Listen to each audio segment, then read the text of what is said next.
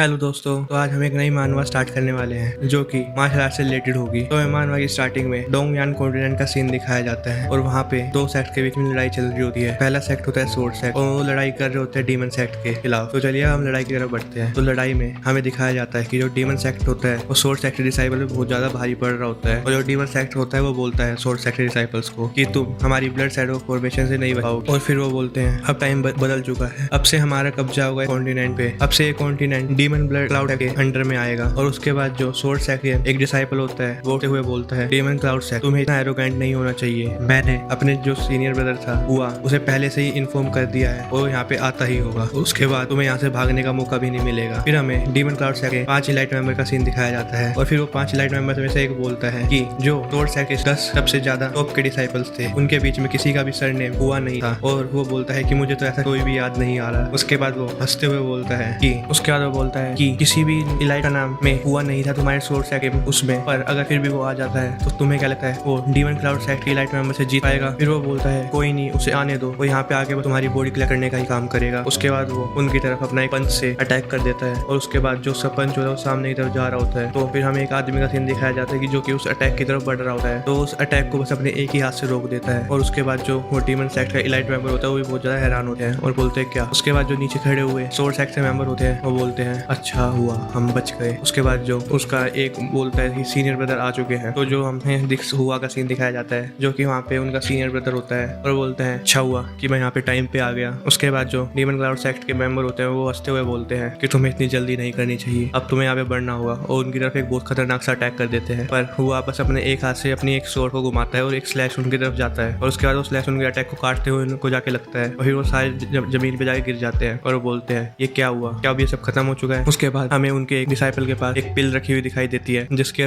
आसपास से कुछ ब्लैक ब्लैक निकल रहा होता है। उसके बाद जो हुआ होता है वो उन्हें एक पिल देते हुए कहता है कि तुम इससे हील हो जाओगे। उसके बाद हुआ उनसे पूछता है कि तुम्हें और कहीं तो चोट नहीं लगी? वो बोलते हैं नहीं। उसके बाद वो जो उससे पिल होती है वो बोलते हैं ले थैंक यू बोलते हुए ले लेते हैं। उसके बाद बोलते हैं अच्छा हुआ ब्रदर आप आ चुके हो यहाँ पे हमें बचाने के लिए। तो जो हुआ होता है वो बोलता है कि जूनियर ब्रदर वीरिन, मैंने तुम्हें बोला नहीं था कि तुम्हें ऐसे मामलों में नहीं पड़ना चाहिए, अगर मैं यहाँ पे टाइम पे नहीं आता तो यहाँ पे तुम्हारे साथ कुछ भी हो सकता था। तो जूनियर ब्रदर जो होता है वो बोलता है कि आपने ठीक कहा, पर जो डिमोनिक कल्ट के कल्टिवेटर्स थे इन्होंने सिटी में जाके बहुत ज्यादा तबाही मचाई, इन्होंने कम से कम 10,000 कल्टिवेटर्स को मार दिया। और जो हमारे सेक्ट का मोरल था वो ये कहता है कि हमें ऐसे किसी भी चीज को ब्लाइंड होकर नहीं देखना चाहिए, हमें उस पर एक्ट करना चाहिए। उसके बाद जो हुआ होता है वो बोलता है तुम्हें अपने सेक्ट के रूल्स पे इतना ज्यादा ध्यान नहीं देना चाहिए और तुम्हारे लिए तुम्हारी जिंदगी सबसे ज्यादा महत्वपूर्ण है और तुम्हें पहले अपने बारे में सोचना चाहिए। तो जो उसका जूनियर ब्रदर बोलता है मुझे आपकी बात समझ नहीं आ रही, आपकी बातों को समझना बहुत ज्यादा मुश्किल है। उसके बाद हमें जो ब्लैक पिल होती है उसका सीन दिखाया जाता है, उसमें से एक आदमी निकलता है और वो होता है डीमन क्लाउड सेक्ट का पैट्रियार्च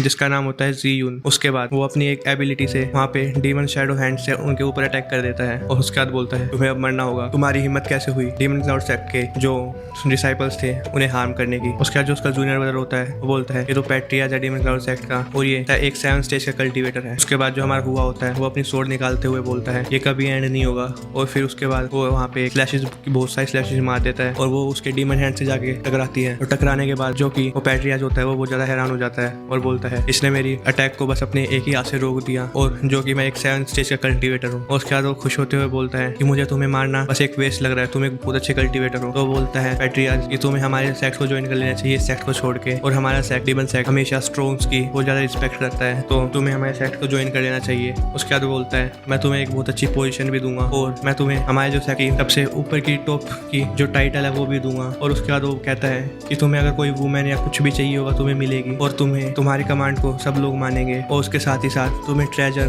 और स्पिरिचुअल आर्टिफैक्ट को भी अगर चाहिए होगा तुम उन्हें भी ले सकते हो। तो हुआ बोलता है तुम मुझे बहुत अच्छा ट्रीटमेंट दे रहे हो, पर जो मैंने सुना है तुम्हारे डीमन सेक्ट के बारे में वो ये है कि तुम्हारे वहाँ पे हमें बहुत ज्यादा जल्दी उठना होता है और बहुत ज्यादा देर तक काम करना होता है और वहाँ की जो कंडीशन है वो भी बहुत ज्यादा हार्श है और तुम्हारे सेक्ट के जो मेंबर्स हैं उन्हें हमेशा जो राइटिया सेक्ट के मेंबर है वो मारने की कोशिश करते रहते हैं। तो पैट्रियार्च होता है वो बोलता है एक फनी सा फेस बनाते हुए ये तो कल्टिवेशन का रूल है, मैं सर्वाइव करने के लिए फाइट करते रहता हूँ। और वो बोलता है कि जो हमारा डिमोनिक सेक्ट है वहाँ पे जो रूल्स हैं वो इतने ज्यादा स्ट्रिक्ट नहीं है क्योंकि जो कि राइटिया सेक्ट से बहुत ज्यादा अच्छी बात है और जो हमारे डिमोनिक सेक्ट की इन्वायरमेंट है वो भी बहुत ज्यादा रिलैक्सिंग है और वहाँ पे बस हम एक ही प्रिंसिपल को फॉलो करते हैं कि तुम्हें जितना ज्यादा वर्क हार्ड करोगे तुम्हें उतना ही ज्यादा अच्छा रिवॉर्ड मिलेगा। फिर वो बोलता है हुआ हा तुम्हारा सेक्ट का प्रिंसिपल जो कि बस ये कहता है कि तुम जितना ज्यादा चीजें करोगे तुम्हें उतना ही ज्यादा रिवॉर्ड मिलेगा। और फिर वो बोलता है कि जो हमारा सेक्ट है वहाँ पे जो वर्क है वो बहुत ज्यादा स्टेबल है और हमारे सेक्ट की बहुत बहुत अच्छी रेपुटेशन भी है और मैं यहीं पर ठीक हूँ। उसके बाद वो अपने पास एक स्वॉर्ड निकालता है और फिर उसकी तरफ विंग यून स्वॉर्ड आर्ट की फर्स्ट स्टाइल से अटैक कर देता है, जिसको देख के पैट्रियाज बहुत ज्यादा हैरान हो जाता है और वो अटैक उसको जाके लगता है सीधा। और उसके बाद जो मिस्टीरियस स्वॉर्ड होती है वो उसको सीधा जमीन पे ले जाती है और जमीन पे ले जाने के बाद उसको बहुत ज्यादा बड़ा धमाका होता है और हमारा यूंग बोलता है बहुत अच्छा। और उसके बाद जो उसका जूनियर ब्रदर होता है वो बोलता है मैंने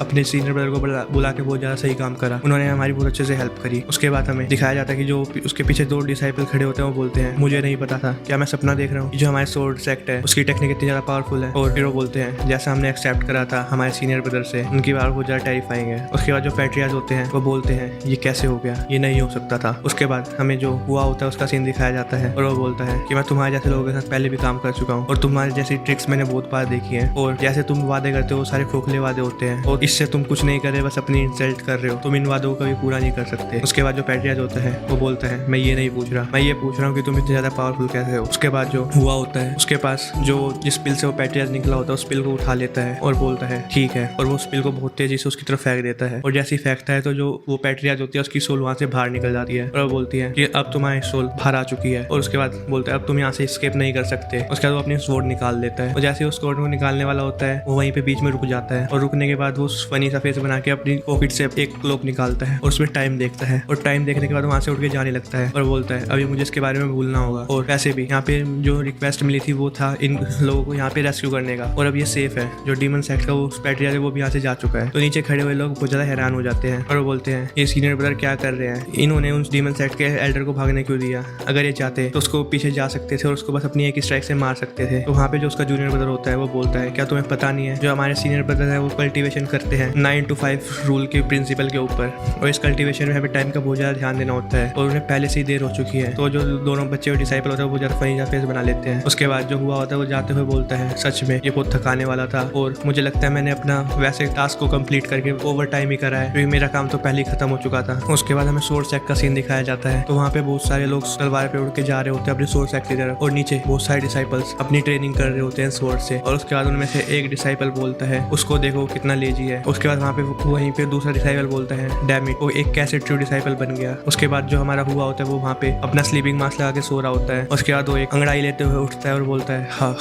मैंने कल बहुत लेट आया था और उसके बाद मैं अपनी नींद पूरी नहीं कर पाया था और इसलिए मुझे अब सोना पड़ रहा है। उसके बाद वो बोलता है कि अगर मुझे पहले पता होता कि एक ट्रू डिसाइपल बनने के बाद मुझे ऐसे काम करने पड़ेंगे और ऐसे टास्क लेने पड़ेंगे मैं कभी बनता ही नहीं। और फिर वो सोचते हुए बोलता है ना चाहते हुए भी यहाँ पे मेरे 5 साल बीत चुके। उसके बाद वो अपनी पिछली जिंदगी की बात याद कर रहा होता है जिससे हमें पता चलता है कि वो यहाँ पे इस वर्ल्ड में रिकार्नेट होकर आया होता है और बोलता है कि पिछले वर्ल्ड में मुझे ऑफिस में बहुत ज्यादा काम करना पड़ता था और वहाँ पे जो बॉस होते थे वो मेरे पे चिल्लाते रहते थे। उसके बॉस का सीन दिखाया जाता है, उसे बोल रहा होता है कि तुम यहाँ से बिना ये काम करे जा नहीं सकते। और वो बोलता है कि वो बॉस मुझे बहुत टॉर्चर करा करता था जिससे वो बहुत सारे डिप्रेशन की गोलियां खाया करता था। और उसके बाद जो वहाँ पे आसपास एम्प्लॉय होते हैं वो बोलते हैं कि मुझे इसकी कंडीशन ठीक नहीं लग रही, हमें जल्दी से 120 पे कॉल करनी चाहिए और एम्बुलेंस को बुलाई चाहिए। और फिर हमें दिखाया जाता है कि हमारा जो करेक्टर होता है वो वहीं पे मर जाता है। उसके बाद वो बोलता है कि उसके बाद मैं मरने के बाद इस वर्ल्ड में उठा, ये फैंटेसी वर्ल्ड, और यहाँ पर जो मेरी आइडेंटिटी थी वो थी एक सोर्स सेक्ट डिसाइपल के रूप में। उसके साथ ही हमारा ये एपिसोड यहाँ पे खत्म होता है और हमारा जो इसका नेक्स्ट एपिसोड है वो जल्दी आएगा। तो अगर आपको अच्छा लगा हो तो लाइक एंड शेयर करके जरूर जाएं। Thank you.